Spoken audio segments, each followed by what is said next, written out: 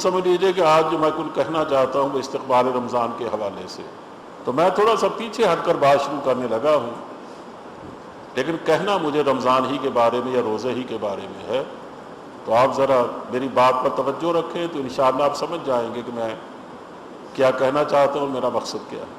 بات یہ ہے کہ ایک آدمی جب اللہ اور اس کے رسول پر ایمان لانے کا دعویٰ کرتا ہے، وہ کلمہ پڑھتا ہے، چاہے کلمہ طیبہ پڑھے اور چاہے کلمہ شہادت پڑھے، تو اس میں آپ جانتے ہیں کہ ہم دو باتوں کا اقرار کرتے ہیں۔ ایک تو یہ بات کہ اللہ کے سوا کوئی الہ نہیں، اور دوسری یہ بات کہ محمد صلی اللہ علیہ وسلم اللہ کے رسول ہیں۔ اب یہ الگ بات ہے کہ الہ کی اپنی تفصیلات ہیں اور رسول کی اور بالخصوص الرسول کی تفصیلات اپنی جگہ۔ جب ہم یہ کہتے ہیں کہ اللہ کے سوا کوئی الہ نہیں ہے تو اس کا مطلب یہ ہے کہ اللہ ایک ایسی واحد ذات ہے، بلکہ اللہ احد ہم کہتے ہیں کہ واحد ہی نہیں بلکہ وہ یکتا ہے، اس کی دوسری مثال ممکن ہی نہیں ہے۔ تو وہ اپنی ذات میں بھی یکتا ہے، اپنی صفات میں بھی یکتا ہے اور اپنے حقوق میں بھی یکتا ہے۔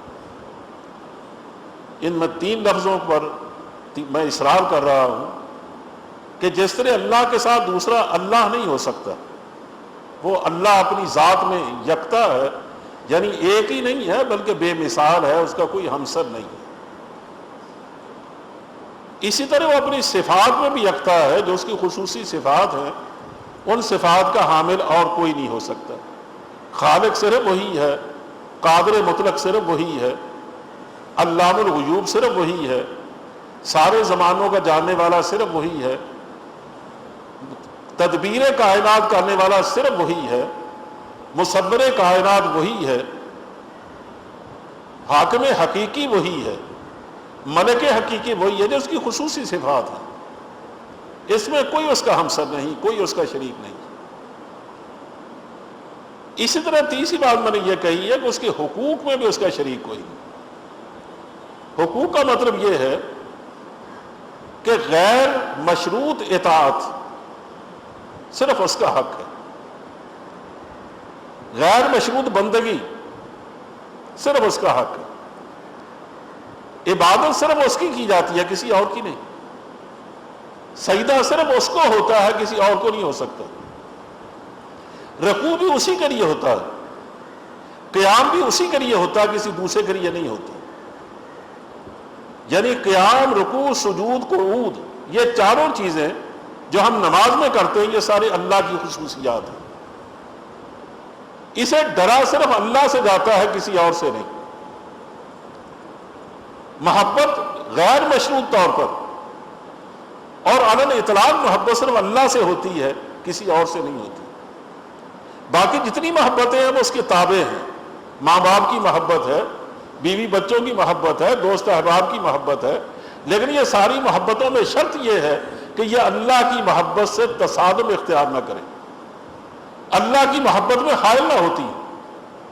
یعنی ایک بات اللہ کی شریعت مجھے حکم دیتی ہے اس کا، میرے والد صاحب مجھے کہتے ہیں کہ نہیں، میں اس کے بالکل خلاف، اس کے برعکس میں تمہیں حکم دیتا ہوں، اب میں اطاعت اور محبت اللہ اپنے باپ کی نہیں کروں گا بلکہ اللہ کی کروں گا۔ کوئی حکمران جو جائز حکمران ہو اس کی اطاعت یاد رکھو اس کے ماننے والوں پر فرض ہوتی ہے، بشرطے کہ وہ جائز حکمران ہو۔ لیکن اگر وہ اس بات کا حکم دے جس میں اللہ کے ساتھ کسی کو شریک کیا جاتا ہو یا اللہ کی شریعت کا کوئی حکم توڑا جاتا ہو یا وہ اسلامی شریعت کے مزاج کے بالکل برعکس ہو، اس میں اطاعت ہم اللہ اور اس کے رسول کی کریں گے، اس حکمران کی نہیں کریں گے۔ اسی میں کہتا ہوں کہ غیر مشروط اطاعت، غیر مشروط عبادت اور علی اطلاق عبادت وہ صرف اللہ کی ہے، کسی اور کی نہیں۔ یہ اللہ کے حقوق میں شریک نہ کرنے کا مطلب یہ ہے کہ جو اس کی عبادت میں کسی کو شریک نہیں کیا جا سکتا۔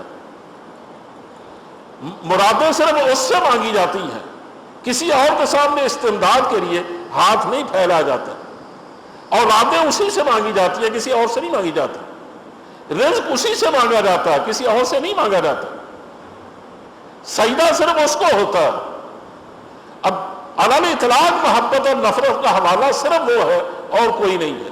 یہ اس کے حقوق ہیں جس میں ہم کسی اور کو شریک نہیں کر سکتے. اس میں حضرت صلی اللہ علیہ وسلم بے حد حساس واقع ہوئے تھے. بس ایک حضور کی خدمت میں ایک علاقے کے اور ایک دور دراز نجد کے علاقے کا قبیلہ آیا. انہوں نے تعریف کی کہ ہمارا شاعر بہت بڑا ہے, ہمارا خطیب بہت بلند پایا ہے. حضور نے اس کے خطیب سے کہا کہ کھڑے ہو کے تقریر کرو.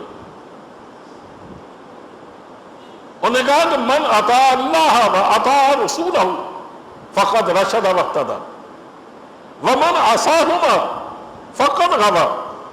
جس نے اللہ اور اس کے رسول کی اطاعت کی وہ ہدایت پا گیا, اور جس نے ان دونوں کی نافرمانی کی وہ گمراہ ہو گیا. اب کیا اس میں کوئی بات غلط ہے؟ کوئی غلط نہیں ہے. اللہ اور رسول دونوں کی اطاعت ہم پہ ضروری ہے اور دونوں کی نافرمانی حرام ہے.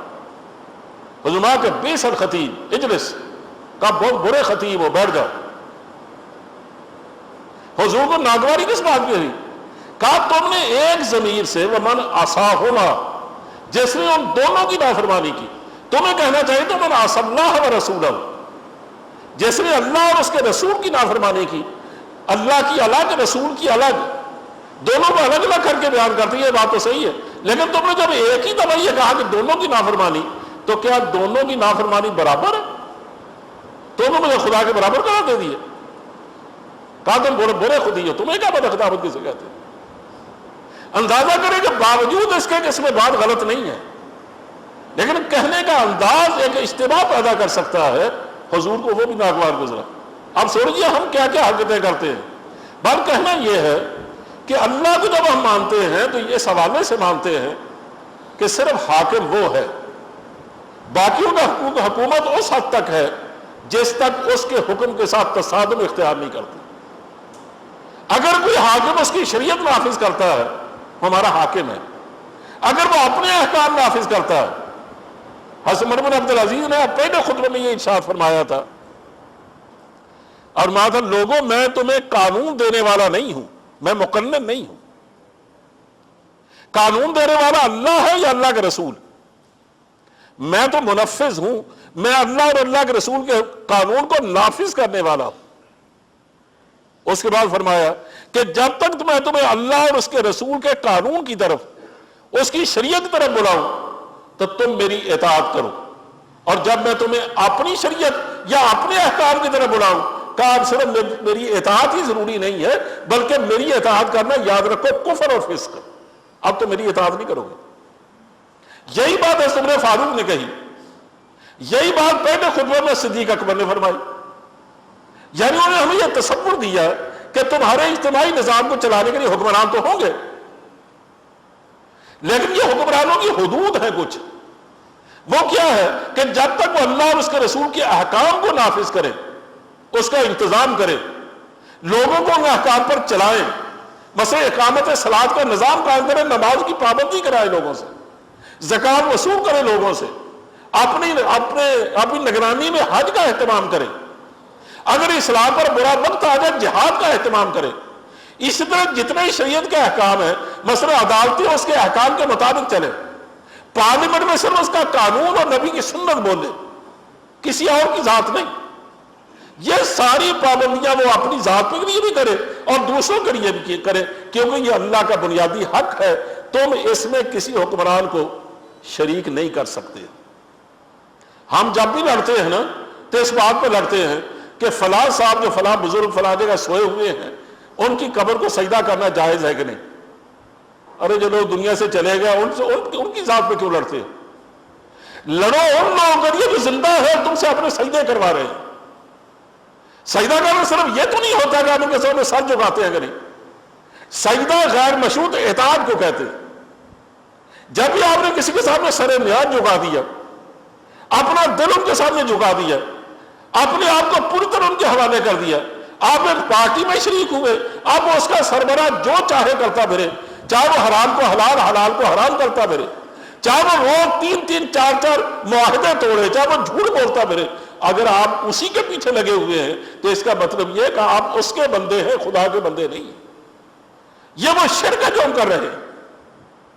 یعنی ہم اسمبلیوں میں کھڑے ہو کر جب غیر مسلموں کے احکام کی اطاعت کی دعوت دیتے ہیں، اس کے مطابق قانون سازی کرتے ہیں، بل پاس کرتے ہیں، تو ہم اصل میں اللہ کے ساتھ شریک کرتے ہیں کسی نہ کسی کو، چاہے وہ امریکہ ہو، چاہے برطانیہ ہو، چاہے سوئٹزرلینڈ ہو، چاہے وہ اور ہمارا اپنا بنا ہوا وضعی قانون ہو. جس کو بھی ہم ایسا کرتے ہیں ہم اس کو خدا مانتے ہیں. اقبال نے بالکل یہی بات کہی تھی.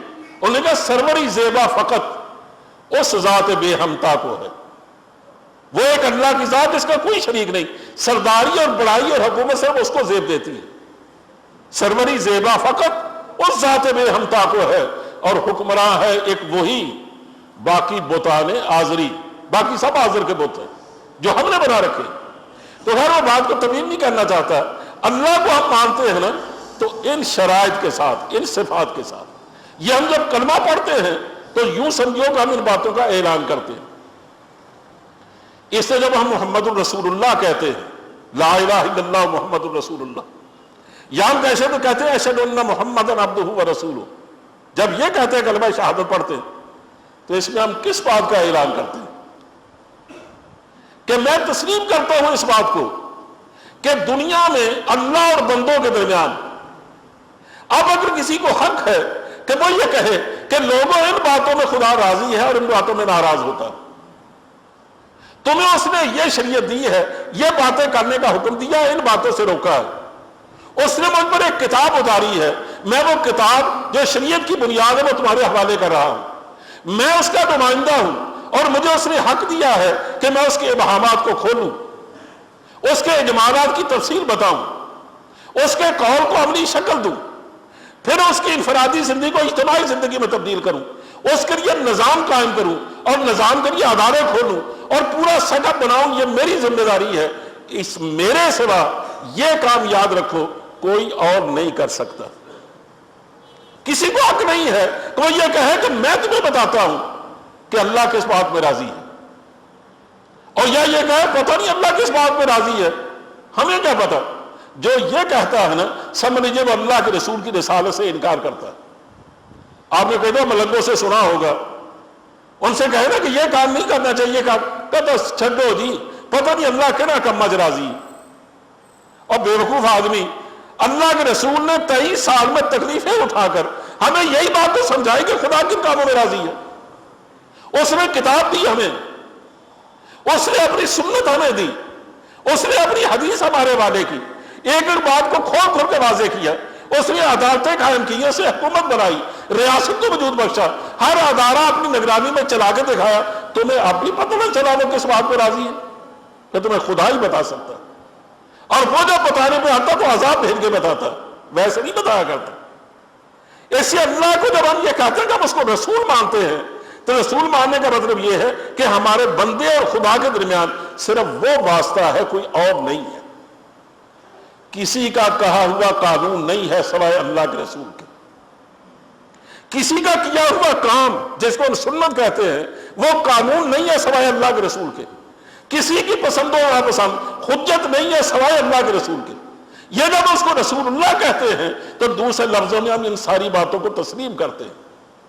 بلکہ میں ایک قدم آگے بلکہ یہ کہتا ہوں کہ جب ہم یہ کہتے ہیں کہ میں ان کو اللہ کے رسول مانتا ہوں تو اس کا مطلب یہ ہے کہ میں اس کو اپنا ہیرو مانتا ہوں، میں اس کو اپنا آئیڈیل تسلیم کرتا ہوں.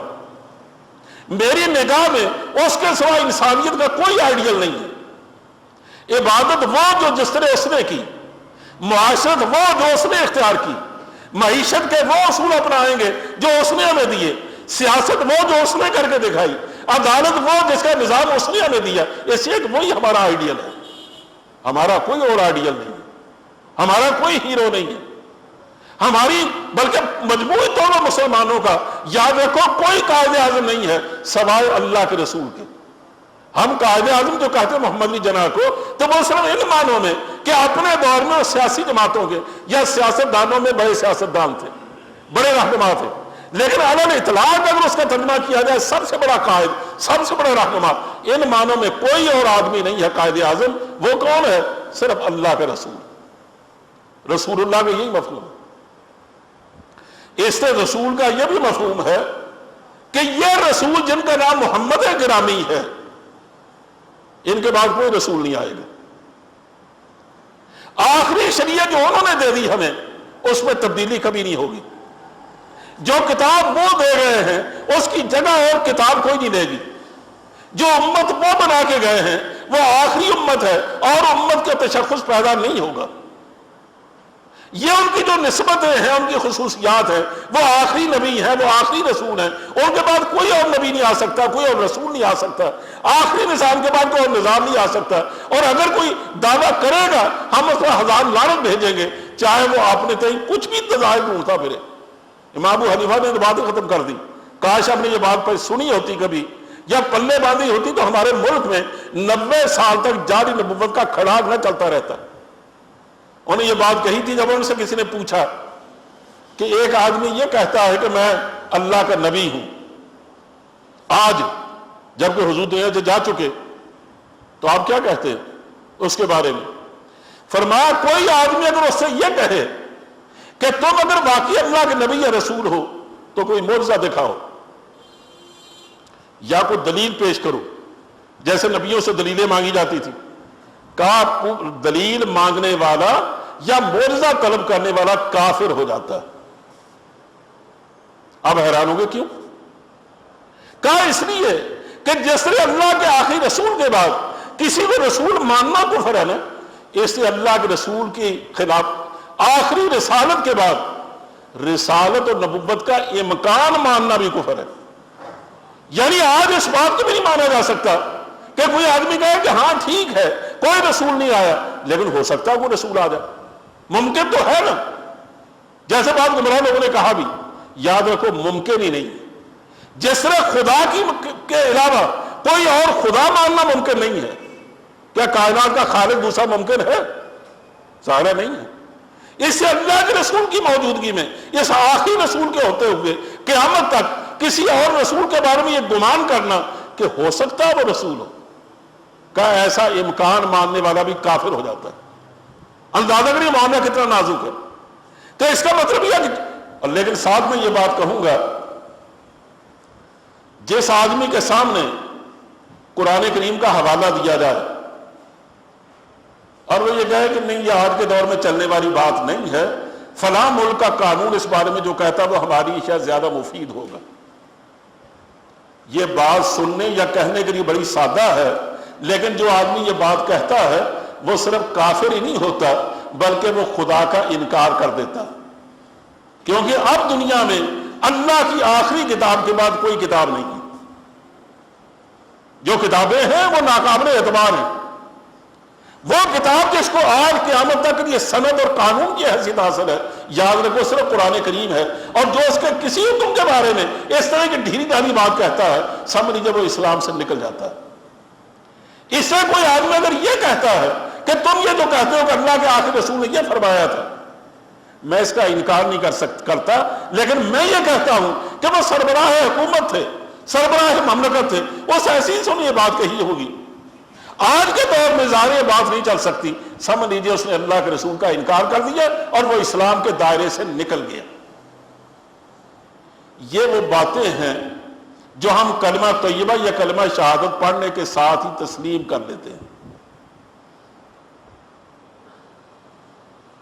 اور جو آدمی ان دونوں کے بارے میں، ان دونوں میں سے کسی بات کے بارے میں کمزوری کا اظہار کرتا ہے یا دل میں کمزوری محسوس کرتا ہے، تو یاد رکھو اگر وہ کھل کے انکار کرتا ہے تو کافر ہو جاتا ہے، اور اگر دل میں شک و شبہ پالتا رہتا ہے تو اس کو ہم کافر نہیں کہتے، اس کو منافق کہتے ہیں. اب رہی یہ بات کہ صرف اللہ ہی ایک ہر لحاظ سے عبادت اور بندگی کے لائق ہے، اس کی یاد دلانے کے لیے اور دل و دماغ میں اس کو راسخ کرنے کے لیے اللہ نے کچھ عبادات فرض فرمائی. ایسے کہ میں ایک بات کا اقرار جب تک وہ دل و دماغ کے اندر اتر نہ جائے یا شبرو جس کا بار بار اعادہ نہ کیا جائے، وہ کبھی انسان کو یاد نہیں رہتا. یہ انسان کی کمزوری ہے. اور جن لوگوں نے بھی دنیا میں اپنے نظام دیے ہیں نا، وہ اس کمزوری کو جانتے ہیں. مجھے ایک دوست نے بتایا کہ میں چائنا میں گیا، اس زمانے میں ماؤ زیدونگ زندہ تھے، کہہ لگے میں ایئرپورٹ پہ جا کے اترا، جیسے ہی میں ریسپشن روم میں آیا تو مجھے میرے استقبال کرنے والے آدمی نے مجھ سے پوچھا کہ آپ کو معلوم ہے کہ آج کا جو آرڈر ہے، ڈے آف آرڈر یعنی آرڈر آف ڈے، آج کا جو ماؤ زیدونگ نے جاری کیا ہے وہ کیا ہے؟ میں نے کہا میں تو پاکستان سے آیا ہوں، مجھے کیا معلوم۔ انہوں نے کہا آج کی بات یہ ہے جو ماؤ زیدونگ نے کہی ہے کہ جب میں باہر نکلا تو ایئرپورٹ سے جو باہر مجھے باہر تک چھوڑنے کے لیے آج جو مہمان تھے وہ تو گاؤں نے مجھے کہا کہ آپ کو معلوم ہے آج ماؤ زیدونگ نے کیا کہا؟ میں نے کہا ہاں مجھے بتایا گیا کہ یہ کہاں کا، اس کو یاد رکھنا۔ کہا میں جب آگے ٹیکسی پہ بیٹھا تو مجھے ٹیکسی ڈرائیور نے پوچھا کہ آپ کو معلوم ہے آج ماؤ نے کیا کہا؟ میں نے کہا ہاں میں نے یہ سنا۔ کہا ہاں اس بات کو دہرانا۔ کہ جب میں ہوٹل گیا تو ہوٹل کے ایک بیرے نے مجھ سے پوچھا کہ آپ کو معلوم ہے آج ماؤ نے کیا کہا؟ جن لوگوں نے کسی کی پیروی کرنی ہوتی ہے اور یہ وہ جانتے ہیں کہ اس کی پیروی ہماری نجات ہے، ان کا یہی طریقہ ہوتا ہے۔ اللہ اور یہ ظاہر سب غلط طریقے ہیں۔ ماؤ کیا شے ہے؟ اس کی جو حیثیت اب آپ خوب جانتے ہیں کہ آج اس کی قوم اس کو تسلیم کرنے کو تیار نہیں۔ اس کے جانے کے بعد جن کو وہ سپرد کر کے گیا تھا حکومت، اس کے خلاف بغاوت ہوئی، حتیٰ کہ اس کی بیوی بھی ان کے ساتھ پکڑی گئی، انہیں بعض کو پھانسی دی گئی، بعض کو عمر قید دے دی گئی، اور اس کی بیوی کو بھی قید میں بھیجا گیا۔ اس سے آپ اندازہ کریں کہ انسانوں کی قیادت بالآخر اس انجام کو پہنچتی۔ لیکن یہ ایک ہی قیادت ہے، یاد رکھو، دنیا میں جس کو ہم اللہ کا آخری رسول کہتے ہیں، اس کی قیادت کے کسی حوالے میں بھی نہ کمزوری پہلے آئی ہے نہ آج آ سکتی ہے۔ اس کے نہ ماننے والے ذلیل و خوار تو ہوں گے، اور اگر قومیں اس کے بارے میں تساہل کریں گی تو اللہ کا عذاب کا شکار ہوں گی یا ذلت کا شکار ہوں گی جیسے ہم ہو رہے ہیں۔ لیکن اس کے احکام میں اور اس کی مرکزیت میں قیامت تک کبھی کمی نہیں آئے گی۔ یہ وہ بات ہے جو ہم تسلیم کر چکے ہیں، یعنی نہ اللہ کی الوہیت میں کسی کو شریک کیا جا سکتا ہے۔ میں نے سنا سے شاہ بخاری کہا کرتے تھے کہ جس سے خدا کی خدائی میں کوئی شریک نہیں ہے، اسی طرح مصطفیٰ کی مصطفائی میں بھی کوئی شریک نہیں ہے۔ دونوں اس لحاظ سے راتا ہوا شریک ہے۔ تو ہم یہ بات جب تسلیم کر چکے نا تو اس کے لیے ضروری ہے کہ ہمیں قدم قدم پر یاد دلایا جائے۔ یعنی جب ایک تاجر آدمی دکان پہ بیٹھتا ہے نا تو وہ جب ترازو پکڑتا ہے اور اس کو ڈنڈی نہیں مارتا تو اگر وہ اس سے ڈر کے مارتا نہیں مارتا کہ میرا خدا دیکھ رہا ہے، یہ ترازو اسے یاد دلاتا ہے تیرا کوئی خدا بھی ہے۔ اور پھر وہ یاد کرتا ہے مجھے کسی نے یہ بات سکھائی تھی، کوئی میرا رہنما بھی ہے جس نے مجھے بتایا تھا کہ لوگوں اوفوا الکیل والمیزان، میزان کو بھی درست رکھو اور پورا پورا ناپو تولو۔ یہ کس نے سکھایا تھا؟ اللہ کے آخری رسول نے، جس نے ہمیں کتاب اللہ دی تھی۔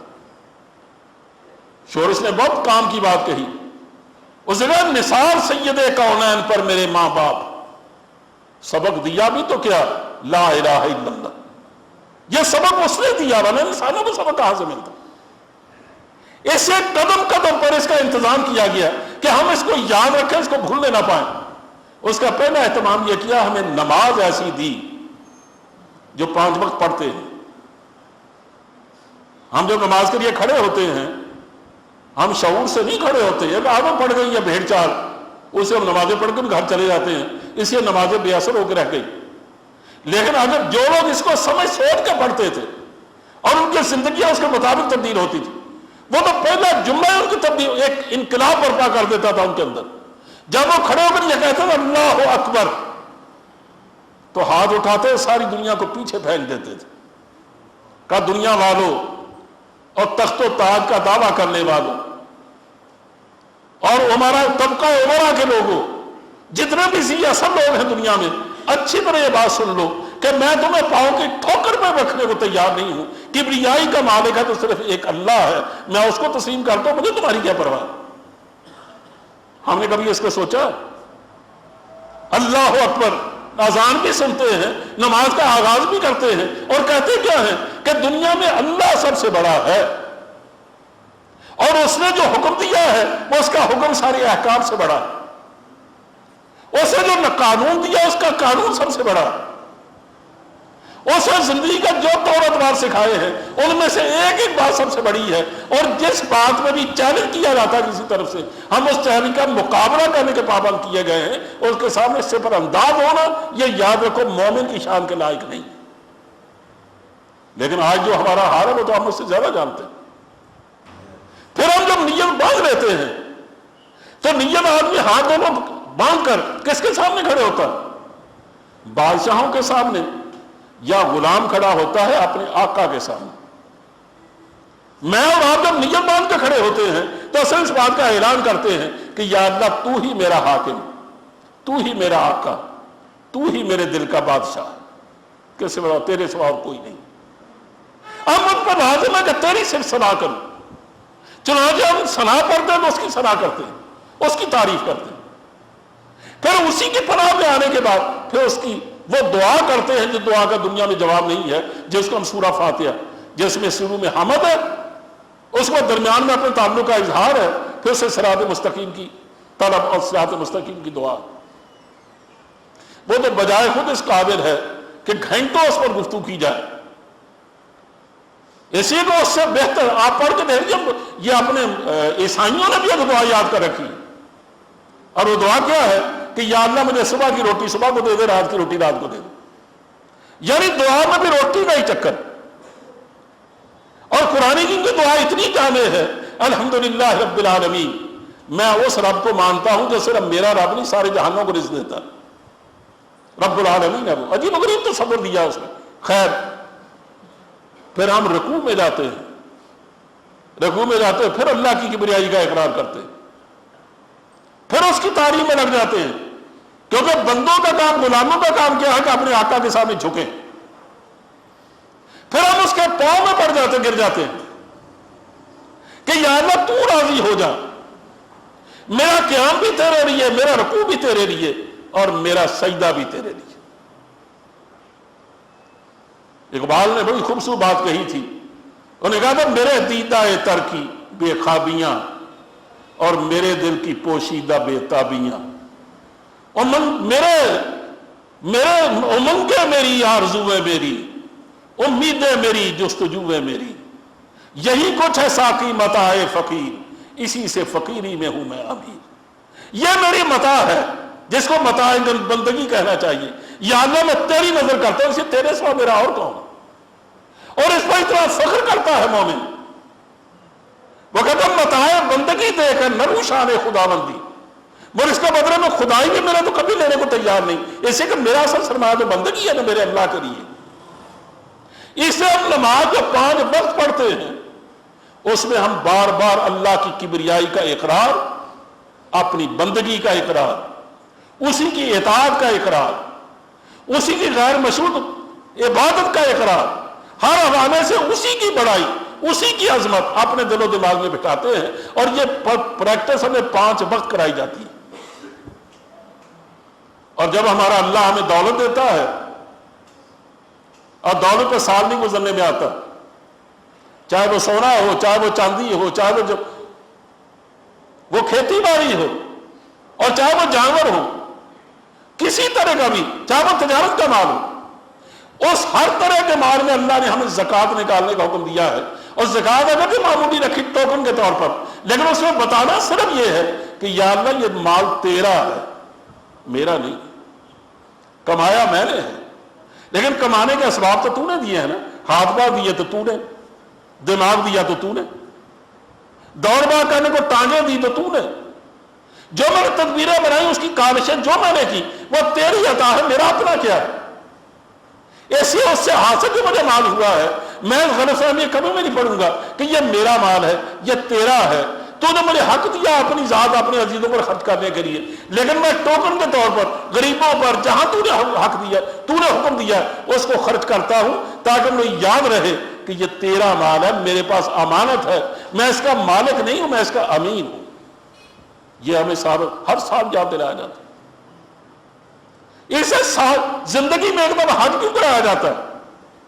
تاکہ اس گھر میں لے جا کر اصل مرکز سے ہمیں آگاہی دی جائے، مطلب کہنے کا یہ ہے کہ یہ جتنی بھی کاوشیں ہیں دین کے نام پر، یہ سب اس بات کی مشق کرائی جانے کی صورت ہے کہ یا اللہ کبریا تو ہے، تیرے سوا اور کوئی نہیں، میں تیرا بندہ ہوں اور تو میرا آقا ہے، اور میں اس رسول کو سلام کرتا ہوں جس نے تیری کبریائی سے مجھے آگاہ کیا۔ لیکن یہ ساری کاوشیں، عجیب بات یہ ہے کہ بہت بڑی دولت ہے لیکن بہت وقتی اثر رکھتی۔ زور کی نماز پڑھی، جا کے کاروبار میں کھو گئے، جاتے ہی بھول گئے کہ میں کس کو یاد کر کے آیا، پھر وہی ڈنڈی مارنے کا عمل جاری، جھوٹ سچ بولنے کا کام جاری، لوگوں کو دھوکہ دینے کی وارداتیں وہ اپنی جگہ۔ اس لیے کہ وہاں جا کے میں نے یہ سمجھا کہ اللہ کو یاد کرنا صرف مسجد کی حد تک تھا، مسجد کے باہر نہیں۔ اس لیے کہ اسے ایک ایسی عبادت ہونی چاہیے تھی جس میں میرے بندگی کا احساس اور اللہ کی کبریائی کا احساس اتنے طویل وقت تک اور اتنی گہرائی کے ساتھ دیا جاتا، اور اس طرح مجھے مشق کرائی جاتی کہ میں اس کو بھولنے نہ پاتا۔ یہ الگ بات ہے کہ ہماری داد دینی چاہیے۔ یہ آج کل ہمارے ماشاءاللہ جو گورنر صاحب ہیں، ان کے والد بڑے شاعر تھے، سلمان تاثیر، ان کا مشہور شعر ہے کہ بھولنا مت تاثیر کی باتیں، بھول گئے تو یاد کرو گے پچھتاؤ گے۔ تو ہمارا تو کام ہے بھولنا، ہم ادھر نماز پڑھ کے آتے بھول جاتے ہیں کہ ہم کس کو یاد کر کے اور کس کا حوالہ دے کے آئے اور کس سے عہد کر کے آئے، تجدید عہد کر کے آئے، کوئی یاد نہیں ہوتا۔ ایسے ہمیں اللہ نے رمضان کا مہینہ دیا، اور رمضان کا مہینہ ایک دن میں ختم نہیں ہوتا، پورا ایک مہینہ 720 گھنٹے کی مشق، اور مشق بھی ایسی انوکھی کہ جب طلوع سحر ہوتی ہے حکم ہوتا ہے اٹھ کے سحری کرو، بھوک نہیں ہے تب بھی کرو۔ ایک آدمی کہتا ہے نہ میرا پیٹ بھرا ہوا ہے، رات جو کھایا وہ بھی ہضم نہیں ہوا، لیکن حضور نے پابندی تو نہیں لگائی، لیکن فرمایا کہ سحور و برکت، سحری کھانے میں برکت ہے۔ اور یہ بھی فرمایا کہ یہ یہودی لوگ اور عیسائی لوگ اہل کتاب سحری نہیں کھاتے، اٹپارا رکھتے ہیں، تم ان سے فرق کرنے کے لیے سحری کھاؤ، میری سنت ہے یہ۔ آپ بتائیے کہ میرا جی نہیں چاہتا لیکن میں چاہے 2 لقمے کھاؤں، کیوں کھاؤں؟ اس لیے کہ میرے آقا نے مجھے حکم دیا، میرے سرتاج نے، میں جس کو اپنا محبوب سمجھتا ہوں، میرے رسول نے مجھ سے فرمایا کہ میری سنت ہے اور تمہیں سنت یاد کر کے اس کو کچھ نہ کچھ چند لقمے کھا لینی چاہیے۔ اب جب سارا دن گزرتا ہے، ہمیں پابندی کیا لگائی جاتی ہے؟ تم پانی نہیں پی سکتے، تم جائز اور طیب نعمتوں کے قریب نہیں جا سکتے، تمہاری بیوی اگر ہے وہ ہر طرح تمہاری مباح ہے، لیکن آج وہ تمہارے پاس بھی بیٹھی ہے تو تم اس کا تصور بھی نہیں کر سکتے۔ یعنی وہ تمام جائز طیب حلال اور پاکیزہ نعمتیں جو پورے 11 مہینے ہماری حلال رہتی ہیں، 11 مہینے حلال و حرام کی پابندی ہمیں صرف یہ بتانے کے لیے ہے کہ لوگوں تم ہر چیز نہیں کھا سکتے، اگر ہر چیز کھا سکتے تو پھر تمہارا خدا کوئی نہ ہوتا۔ یہ جو حرام چیزیں جن سے تم بچتے ہو، اس کا مطلب یہ ہے کہ تمہارا کوئی آقا ہے نا، لیکن اس کی آقائی کو دل و دماغ میں اتارنے کے لیے رمضان نے کہا کہ جس آقا نے تمہارے لیے کچھ چیزیں حلال کر رکھی تھی آج وہ بھی حرام، اب اس کے قریب نہ جانا۔ ایک آدمی سخت گرمیوں کے موسم میں چلچلاتی دھوپ میں تھکا ہوا، پسینہ بہتا ہوا گھر میں داخل ہوتا اور اس کے حلق میں پیاس کی وجہ سے کانٹے پڑ جاتے ہیں، اپنے ٹھنڈے کمرے میں آ کر دیکھتا ہے، سامنے دیکھتا فریج لگی ہوئی ہے، اس میں ٹھنڈی بوتلیں بھری ہوئی ہیں، آئس کریم پڑی ہے اور قسم کی نعمتیں ہیں، اس کا جی چاہتا میں دروازہ کھولوں، کوئی مجھے دیکھنے والا نہیں ہے، گھٹا گھٹ پانی پی جاؤں یا آئس کریم کھاؤں یا اور کوئی نعمتیں کھاؤں، مجھے بھوک بھی ہے، مجھے پیاس بھی ہے، برا حال ہے میرا، وہ کھاتا پیتا، کون روکتا ہے اسے؟ کاش ہم یہ رمضان کا مہینہ گزارے تو یہ سوچ کے گزارے کہ جس کو ہم نے دیکھا نہیں اپنے آقا کو، جس کو ہم اللہ کہتے ہیں، ہم نے اس رسول کو نہیں دیکھا جس نے ہمیں یہ نظام زندگی دیا ہے، اور ہمیں کوئی دیکھنے والی نہیں، ہم چاہیں تو 1000 دفعے روزہ توڑے اور پھر باہر نکل کے کہہ دیں میں روزہ نہیں توڑا، کوئی پہچان نہیں ہے اس کی، لیکن میں نہیں توڑتا۔ کیوں نہیں توڑتا؟ میرا یقین پختہ کیا جا رہا ہے کہ چاہے 1000 تنہائیاں ہوں، تجھے کوئی دیکھنے والی نگاہ ہے، تیرے دونوں کندھوں پر 2 بہنے والے تیرا نامہ عمل لکھ رہے، یہی تیری فلم کل کو قیامت میں چلے گی اور دکھایا جائے گا کہ اس لیے ٹھنڈے کمرے میں چوری چوری تم پانی پیتے تھے۔ یہ ہمیں جو مشق کرائی جاتی ہے پورے 30 دن 720 گھنٹے، اگر ہمیں شعور کے ساتھ یہ مشق کی ہوتی تو کیا باقی 11 مہینے ہم حرام کام کے قریب جا سکتے تھے؟ لیکن یہ آخر ایسا کیوں ہے کہ جیسے رمضان کا مہینہ گزرتا ہے چاند رات آتی ہے، میں کبھی سوچتا ہوں یا اللہ ہمیں ہو کیا گیا۔ چاند رات کے بارے میں حضور نے فرمایا تھا کہ 5 راتیں ایسی ہیں جن میں 3 راتیں عید الاضحیٰ کی ہیں اور 1 رات یہ عید الفطر کی ہے جس کو ہم چاند رات کہتے ہیں، اور 5ویں 15ویں شعبان کی جس کو ہم شب برات کہتے ہیں۔ فرمایا جو ان 5 راتوں کو عبادت میں گزارے گا تو قیامت کے دن لم یمت قلبہ، اس کا دل نہیں مرے گا جبکہ تمام دل مر جائیں گے۔ اتنا بڑا اعزاز ہے اس رات کا، لیکن ہم کیا کرتے ہیں؟ جو کچھ ہم نے پرہیزی غذا کھا رکھی ہے نا رمضان میں، وہ بازاروں میں جا کے ساری کہہ کر کے آ جاتے ہیں۔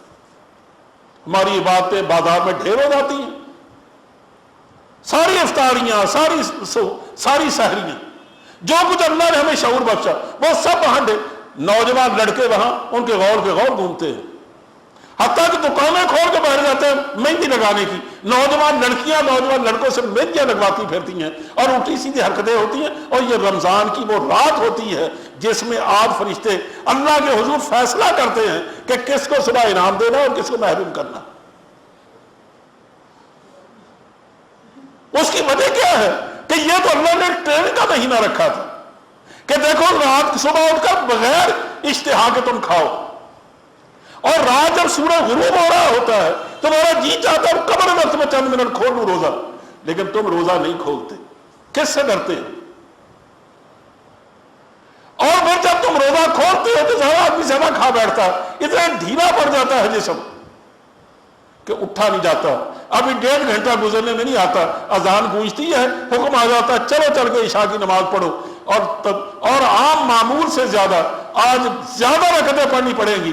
پہلے 17 رکعتیں تھی اب 37 پڑھنی، تراویح پڑھنی، اور تراویح میں حکم دے دیا گیا کہ قرآن ضرور سنو تاکہ تمہیں پتہ چلے کہ تمہارا آئین، تمہارا قانون، تمہارا دستور، حتیٰ کہ تمہارے باعث بھی وہ کس کتاب میں ہے، اور وہ زندہ کتاب تمہارے ہاتھوں میں موجود ہے، اور تم کروڑوں کی تعداد میں ہر سال اس کی گواہی دیتے ہو۔ یہ گواہی ہمیں قیامت کے دن چھوڑنے نہیں دے گی۔ تمہارے پاس زندہ کتاب تھی، تم نے شبینے پڑھنے کے لیے رکھا تھا اسے، یا ختم پڑھنے کے لیے، یا کھانے پینے کے دھندا کرنے کے لیے؟ یہ کتاب تم نے کس لیے آخر رکھی تھی اپنے پاس؟ اس کا نظام تم نے کم نافذ کیا۔ لیکن بات اصل میں وہی ہے کہ ہماری اصل جو حیثیت تھی اس رمضان میں اجاگر کر دی جاتی ہے کہ وہ حیثیت ہماری کیا ہے کہ ہم اللہ کے بندے ہیں اور اللہ ہی ہمارا کبریا ہے، وہی ہمارا آقا ہے، وہی ہمارا قانون دینے والا ہے، وہی ہمارا حکمران ہے، ہمارا سب کچھ وہ ہے، اور ہم کسی کے بندے نہیں ہیں سوائے اس کی بندگی کے، ہم کسی کا دم نہیں بھرتے۔ یہ ہماری وہ حیثیت ہے جو ہمیں اس پورے مہینے میں یاد دلائی جاتی ہے، لیکن افسوس ہے کہ ہم اس کو یاد کرتے نہیں۔ مجھے یاد پڑتا ہے، وقت ہو رہا ہے میرا خیال ہے، اب گھڑیاں میرے سامنے نہیں، اپنی گھڑی دیکھ رہا ہوں، کہ میرے بچپن کی بات ہے کہ میرے اپنے گاؤں میں، جہاں ہمارا گاؤں تھا چوک میں، تو وہ چوراہا سا بن جاتا تھا، تو اس کے سامنے ایک جو کونے کا مکان تھا، وہ اتفاق اس کی باہر کی دیوار گر چکی تھی، غریب ذمہ دار تھا ایک، اس کا مکان تھا۔ وہ کیا کرتا کہ اندر سے چارپائی اٹھاتا گرمیوں کے دنوں میں، باہر آ کر شاید کوئی درخت تھا یا ویسے بھی زیادہ سایہ تو دراز ہو ہی جاتا ہے جب سورج ڈوب رہا ہوتا، تو وہاں کر اپنی چارپائی ڈال لیتا، پھر جب دیکھتا چند منٹ باقی رہ گئے ہیں تو ایک چنگیر لیتا، اس میں روٹی رکھتا، اور روٹی کے اوپر خوش سالن ہوتا اس کے اوپر ڈال لیتا، आकर अपने चारपाई पर बैठ जाता और उससे पहले ताज़ा करके हुक्का अपने सामने रख लेता और मुंह करके बैठता उधर मस्जिद की तरफ। मस्जिद थोड़े फासले पर थी, उस जमाने में बिजली तो नहीं थी, नक्कारा बजा करता था कि जैसे ही नक्कारा बजता और यानी उसकी पहले चोट पड़ती नौबत पर तो लोग रोजा खोल लेते, उधर ध्यान रहता। वो आकर क्या करता, अल्लाह का बंदा हाकू से कहते, बाबा हाकू हम उससे कहा करते थे, हाकिम अली उसका नाम था। वो चंगेल में रोटी रखकर हुक्का ताजा करके बैठ जाता और लुकमा तोड़कर सालन लगाकर इस तरह अपने घुटने पर रख लेता अपनी कोनी और बिल्कुल मुंह के करीब अपना लुकमा रखकर इंतजार करता कि कब रोजा खुले और कब ये लुकमा मुंह में जाए। उस वक्त हम बच्चे खेल रहे होते, हम एक दूसरे को कहते हैं बाबा क्या करता है। लेकिन जब शऊर की आंख खुली तो मैंने सोचना शुरू किया कि ये जो 1-2 इंच का फासला था उसके होंठों और लुकमे के दरमियान, ये सर क्यों नहीं होता था? कौन रोकता था उसे? उसके जहन में थी नहीं ये बात कि मेरा अल्लाह मुझे देख रहा है, जब नौबत बजेगी इसका मतलब अल्लाह की इजाजत आ गई है, तो फौरन मुंह में डालता और रोटी खाना शुरू कर देता।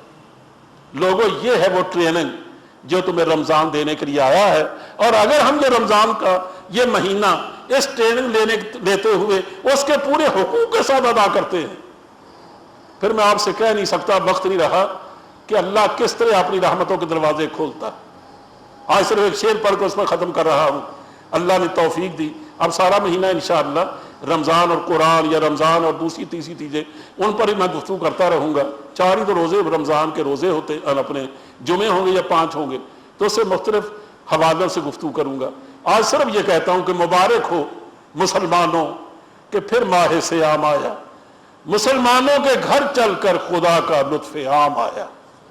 अब इस लुत्फ आम से फायदा उठाना मेरी और आपकी हिम्मत है, चाहे उठाएं और चाहे उस तरह बदनजीबी के चक्कर में रहें।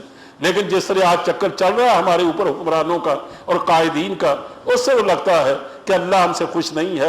अल्लाह ही बेहतर जानता है कि कल को हमारे साथ क्या होने वाला है। रमजान एक फैसला कुन महीना आया है, ऐ काश हम इसमें बेहतर फैसले करें। वाखिर दावाना अल्हम्दुलिल्लाह रब्बिल आलमीन।